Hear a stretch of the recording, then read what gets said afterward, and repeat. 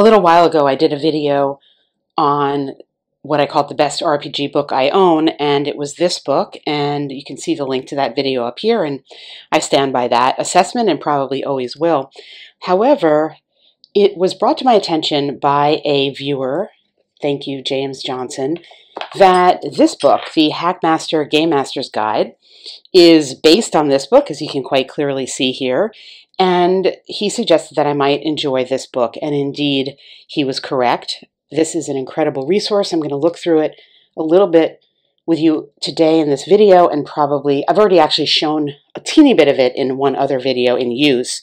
I'm going to probably or definitely be using this in future videos in little sessions, but I want to give you a look at it in case it's something that was not on your radar. This was definitely not on my radar. It was, you can see the credits here, and it came out in 2001, and this HackMaster RPG also, I have to say, I know nothing about. I've looked, I see it now, and I see that it's in a couple of different editions. It says here that it is based on the original D&D rules, and they've got their trademark sign here. This first printing went October 2001. I still don't know anything about the rules, and to the extent that there are rules in this book, which there are, I'm not really going to be getting into them. We'll just take a quick look here. We're not going to really compare the two of these at all, but this sort of homage is amusing here on the title page. If I can get this in the same shot, you can see, and there is somewhat of a tongue-in-cheek nature to some of the things here. I certainly haven't read all of it. It is extremely lengthy, and the back actually proclaims that it is over 435,000 supremely important words of wisdom, and I'm sure that is true as to the length. It's probably significantly more than 435,000 words, actually, based on my own knowledge of book publishing. I'm going to just take a look here with you at some of the things in it that I think are useful. As mentioned, I'm going to be skipping over the early portions of the book and just in general skipping over quite a bit because the video would just be too long and maybe not even interesting enough. But the book itself is extremely rich, and just because I'm skipping over something doesn't mean I don't think it's of use. But in any case, for the sake of the video, I'm just going to highlight a few things. But we will look here at the table of contents where we have the Game Master's Arsenal, player character creation. Again, these are the rules, races and classes, etc. Going to be skipping over all of this. We may take a quick look here at the Quirks and Flaws chapter. And then there is the whole section on combat, GM workshop, sort of GM procedures, NPCs we're going to take a look at here, how to build an adventure, and there are, I don't know whether we're going to get too detailed in here, but there are adventures in the air, water, cities and towns. You've got tavern encounters, etc. A lot of these are random tables that can be used, and they're numbered as such. And then moving on, there's a discussion of campaign, play. We're going to spend a lot of time mostly on the appendices here, where we will have a bunch of random tables to look at and explain why I think they are quite useful, even if you're not playing HackMaster, and they can be ported into any session. So, indeed, the first thing we are going to take a quick look at here is this Quirks and Flaws section. Actually, before we get to that, I want to take a look here at, there are some map guides here to doing, generating a map or having some type of runes that you draw on a map. And there is the rune, the blazing, and what the meaning is. I'm not sure how you would use that as a soloist, but it's kind of interesting to have this as a resource. And it's fairly detailed in terms of how descriptive it gets in terms of even certain modifiers and talking about how you can create a little bit of a narrative here. And I think you could, if you wanted to, create these onto index cards or little pieces of paper and kind of draw them out of a bag if you wanted to have some sense of an unfolding of a map. I don't know, just a thought, but I like this. I've seen this in similar things in some books, but not as much as it could be developed, and it's pretty nicely developed here. There are also, in the section on magic and spells, there's a D10,000. There's a lot of D10,000 tables in this book, and so a D10,000 table is going to be basically 4 D10s, and you're going to get, if you roll all zeros, that would be the 10,000. The D10,000 table is the effect of the spell mishap. Again, extremely detailed, as this game is extremely granular all throughout, but you could, for example, have a spell mishap of you age 1d4 weeks. Well, would that ever come into play? I don't know, but perhaps just as a resource to kind of think about or to draw from this. I would probably draw from this and make a much smaller table for myself if I was using this, but it's nice to have in one spot a series of randomized spell mishaps that you could use.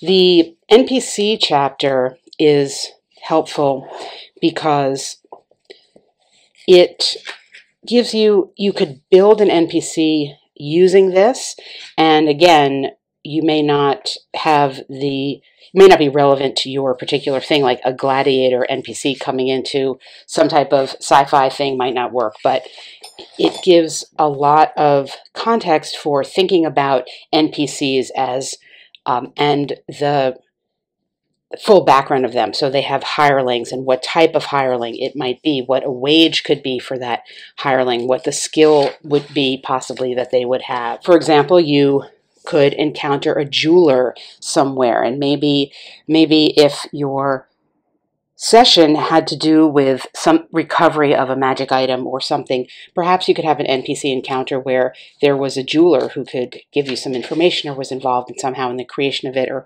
who knows. Sages you could be encountering here, and what the subject of their knowledge might be. Could be flora, fauna, some type of semi-human knowledge, art, music, law, and customs.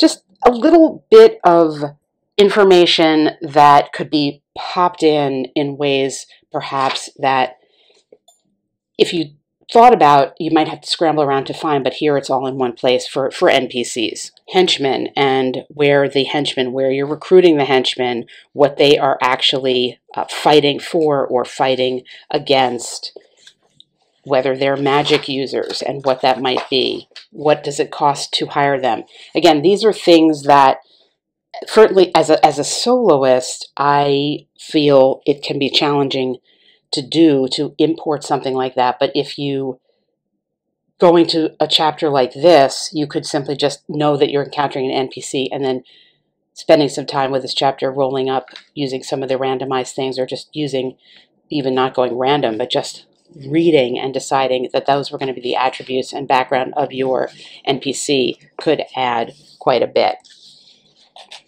There's even NPC spell cost. So again, it's just extremely detailed, might not be all of use to you. The things here that are interesting too is thinking about what the loyalty of a hireling or a monster might be, or a henchman, whatever it might be, and reading this and just thinking about ways to incorporate that type of question, really, in the session or in the interaction. Table here, let's just take a look here. Character of a liege, loyalty base, and modifiers. Just disregarding anything to do with the modifiers, of course, because these are the specific rules. Thinking about, this is a discharged faithful henchman, or it's a hireling without a cause. Just even that very concept, I think, applied to your interaction with this NPC gives a little more, and it would allow you to develop some narrative from that, as opposed to just interacting with a store owner who is going to be friendly, quote unquote, or whatever. That's it. Just a little bit of their backstory, which could inform what the interaction is. There's a table here, a D100 table, of their general tendencies, their personality, then things like appearance and things that for me actually might be less important than the outer aspects might be less important than the inner aspects here in terms of having some type of interactivity. I mentioned at the beginning there's discussions of many different types of adventures that you could have. These are for outdoor adventures and questions of how you're traveling. Again, is this information not available elsewhere? No, of course it is. There's these types of things in many, many different rule sets, but in this one book, I think it's just, if you want to do a session and say, I just want one thing, I think you could get so much out of this one. Adventures in the air, aerial combat. This may just be not relevant because there's not necessarily tables you can roll on, but there's discussion of it and what it means. Ditto for aquatic adventures, underwater spell use, what can happen in a city and a town, haggling, con games, swindles, effects of drug and alcohol, tavern names, bartender generator, flavor, and more flavor. Something here that's pretty interesting, almost just a small detail in this book, but I do want to focus on it a little bit, is this place of the under money and treasure, the random treasure location for maps, and you're going to roll a 1d8 to determine the direction from where you are. And then you're going to roll a 1d100 to determine the distance, like how far away, what is that treasure, and then the treasure type. And you roll a 1d12, and then it sends you to the treasure types, which, as you can imagine, are many. So if you rolled a G, for example, it would be this type of a gem. If you rolled an A, it would be this type of precious metal. Now, why is this interesting? Well, think about it this way. Let's say you wanted to create an adventure for yourself where you were in a dungeon and you rolled, say, a 4 to note that the random treasure was southeast of your position and that it was X amount away, and this was the type of treasure it would be. Those are 3 different rolls. You could continue along in your exploration, and every time you got to a new space, a new room, a new corridor, a new whatever, do a roll again. If you got that same number, 4, you could say that you found that treasure. So what that would do would introduce a sense of exploration and surprise, because you might not know if you were in the right place. So once you rolled the 4 again, you would know that you were in the right place. Well, where in that place is it? You would roll a D100. Now, the D100 is ranged, so you could just continue to roll, and it would simulate exploration. I know that it's between 21 and 60 away. It's outdoors. It's 5 to 8 miles distant. Well, continuing on having an encounter, and then decide after how many actions or encounters that you have, you will roll again to see, did I get there yet? Have I found it yet? And at some point, you're going to roll again between 21 and 60. Well, there I am. And then you could either stop there or continue to search, quote unquote, until you found actually the place where the treasure was shown. If that became too oppressive because you weren't getting to the right thing, you could indicate that anytime you had a roll, you crossed it off. Well, I know it's not buried and unguarded. I crossed that off, and then renumber this table. Well, now it's a 1 to 6 table or whatever it is. And basically use these tables to simulate exploration, to simulate something hidden until you actually found that thing. And when you found that thing, then, whatever would need to happen would happen. But I think these tables could be interesting, and I hope I explained that sufficiently. I think that's something I'll try to demo in a future video. And now we get to really the meat of the book for probably most viewers here, which is the appendices, where everything is massive random tables. All right, we have magical items or fabulous treasure items sought out by even the most wet behind the ears first level characters as they search every nook and cranny of a dungeon. Of course, magical treasures are just basically why I play anything, so I think they're They are indeed sought out by everyone. Wherever possible, the GM should carefully consider each and every magical item he gives out in his campaign. The addition of a powerful relic or artifact can throw off the balance of power in any campaign. Well, in any event, I love magical items, and that's sort of why I do any of this. So, to determine randomly what magical item has been found, roll on table A1. This will direct you to the more specific categories. Once the category is determined, the GM can choose a specific item from that table or roll randomly again to find something appropriate. And they're indicating here that there are some class restrictions. So, for example, if it says F, it's only usable by a fighter, M by a magic user. That detail, though not perhaps relevant to your own rule set, could be turned into some narrative thing like, oh, my elf has found something that only a fighter can use. Well, what's going to happen? So we have a D100 table here, and it's got potions, scrolls, rings, rods, staves, wands, armor and shields, etc., jewels, cloaks. I mean, just tons and tons of stuff. Potions and oils here. We'll pull back to see. Again, while many of these things can be found elsewhere, it's amazing to have them all in one book. So, for example, we have a D100 table of various potions and oils, and some of them have a few notes here, like this giant control. The type of creature determined by the roll, see specific item description, Appendix B. So it refers you elsewhere, but a lot of them are just the oil of fiery burning or whatever. So these things just pretty clearly I don't think it needs a lot more explanation about how you could pop something like this in, but really just want to show you the variety here.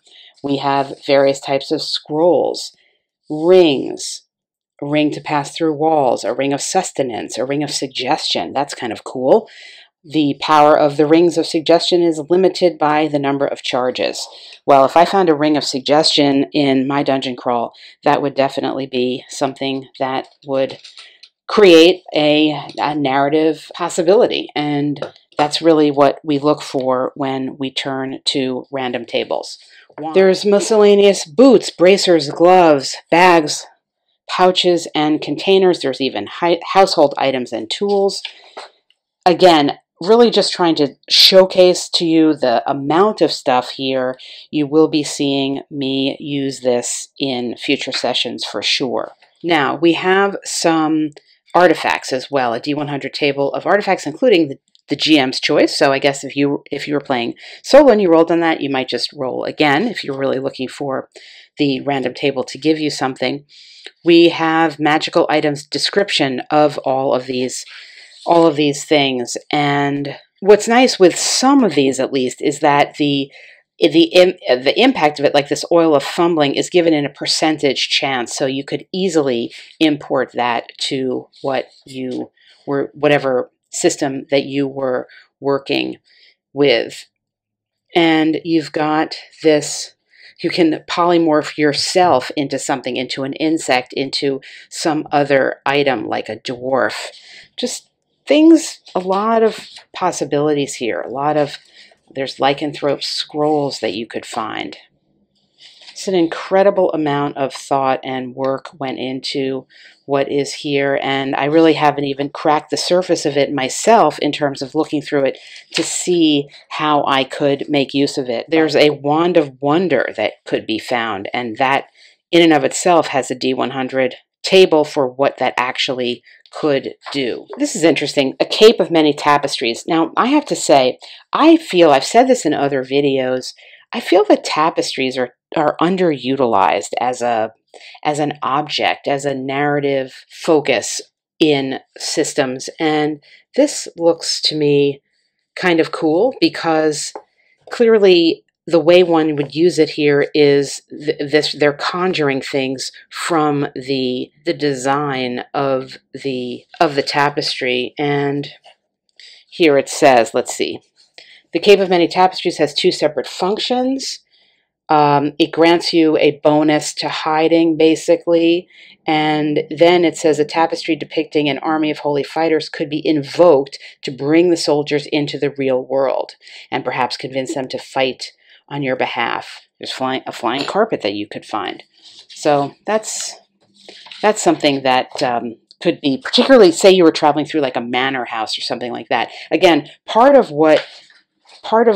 I think the ability to use this resource is to know what is in this resource, and there is just so much to know. There's card decks that you could find that would have the deck of many things, different things. All right, I think you see the point. There's quite a lot here. This is just Appendix B. So there are, if you find an artifact, there are artifact powers that could be bestowed upon you and various tables. There are minor benign powers all the way up to minor malevolent, prime powers, side effects, major benign powers, suggestive material, perhaps directive material, certainly things that will lead you forward in a story. Side effects, for example, whenever any power of this item is used, the temperature within a 60-foot radius is raised. Well, would that impact you? Would that not? It depends on what your particular story is. So if you rolled on that and it didn't work, you wouldn't use it, obviously. Next, we come to this incredible chart. This is a D1 10,000 chart, and it is a random monster encounter table. And what's pretty extraordinary about it is not just the listing of the random monsters, but they are grouped by area that you might find them in: tropical, subtropical, temperate, subarctic, and Arctic. And if you're not thinking of weather, say perhaps in your session, in your campaign, maybe you would just go in the middle here, the temperate. But if you were in a swamp, for example, and I may be doing something with swamps soon, and perhaps I would go to these tables and land on the tropical or the subtropical, you're not going to get a bad or an inappropriately sourced monster there. So if you are in temperate, for example, you're not going to get this Jurassic creature, the Stegosaurus. You're only going to get that in the tropical and subtropical. Or if you were for the giant squid, you're only going to get that in the tropical area. So you're not going to be somewhere in the Arctic and a squid is going to show up. And you can just, again, this is just an incredible, just like a mind-boggling amount of material that is here. Now, of course, if you roll on something, then you have to find it in your own session. So what is a straw mound? I don't really know. What is going to be something like a giant eagle? Well, are there eagles in your rule set? Perhaps not. You would maybe have to create that. So there is that aspect of things. But in terms of like really getting something that is just random that you can then go and develop and build into your session, this is an incredible resource here. It is also further, so we have here, let me just go back here to show this is also by terrain. So this is a desert table in the day that you could roll on. And this is a forest table in the day that you could roll on to make sure that you're getting something that makes temporal sense and terrain sense. You can see how this is divided up here. Hills, hills in the daytime. So a hill in the daytime, you may find a mercenary, but you're not going to find a ram in the daytime if you're in subtropical hills. That makes sense. I think I'm skipping over some of these, but you get the point. Mountain tables for the daytime, plains tables, it goes on and on. And if that was not enough, you have special creature encounters. So these are creatures that you might encounter as the result of a conjuring spell. And they are detailed here, animals that can be conjured, and of course, monsters that are going to be potentially summoned. That is the monster and the encounter section. And then, of course, we get to the dungeon portion of it. Mood enhancer. This is really great for wilderness trails. For example, you could roll on this. Oh, I'm on a lovely trail. I am seeing a vista. I am seeing an encampment. It's eerie. There's a burial mound here. I'm in a primeval forest. There's a wrought iron gate. very, very, just the one word can mean so much. And we've talked in other videos about Overland Encounters, Overland, I should say, sessions, and I don't really do them enough, but I should do more of them. And the one word here, you're in hills where there's a crossroads. Well, that immediately suggests, obviously, narrative and story. You're in a bog. There's a gorge that you're looking out over. Same thing for mood enhancer with dungeons and common dungeon features. Again, these are kinds of things that we see in many, many books, but they're all here in one place. Various traps, attributes to the traps, I believe. These are traps attributes. Dungeon dressing, and we've seen this in other videos that I have done in terms of the air quality, odors, air currents. This is all theme, and it is story. It's atmosphere, it's feeling, basically. Things that you might find along a trail that you're walking on, a small roadside shrine. This could generate an entire session for you. Thistles, a rabbit carcass, a map in tiny bits, something that's burning, a pewter cup that's dented, unexplained sounds and weird noises, things you might find in a dungeon. Again, there's just so much material here, just rolling up on these few things might be enough. Furnishings in the dungeon, chambers, religious articles, herbs, spices, and medicinal vegetables, a D10,000 table on that. Magical user furnishings, clothing and footwear, really just developing. I haven't focused on the art, but some of it is pretty cool. I haven't really focused on the just narrowing down, just having one person standing in one room and thinking. I mean, that is a session that could happen. One person, one room, a story, maybe not even actually a rule set, but a dream, a history, a backstory. That's something. That's a session that could happen super easily with this book. We have some random environment generations, and these are to create the dungeon and ways to build the dungeon and have the physical outline of the dungeon, the size and things of that nature, whether to put tricks and tracks in there, magic pools, again, standard stuff. I'm going to skip over this part. This is the world of this rule set, and then we get to the glossary. This could be useful just if you're new to RPGing. I think this could be useful because some of this would be applicable outside of this particular rule set, and some of it is very specific to the rule set. And of course, a fairly detailed index, as you would hope a book like this would have, and indeed it does. And some cool graph paper. I wish I could somehow find a way to scan that effectively. Looks like something was in this book that I did not get when I purchased it. Perhaps a cardboard version of this, maybe? I don't know. So there is a look inside the HackMaster Game Master's Guide. It is full of narrative goodness in the form of random tables, and something that I am very grateful to my viewer for suggesting, and something which you will see me using in the future.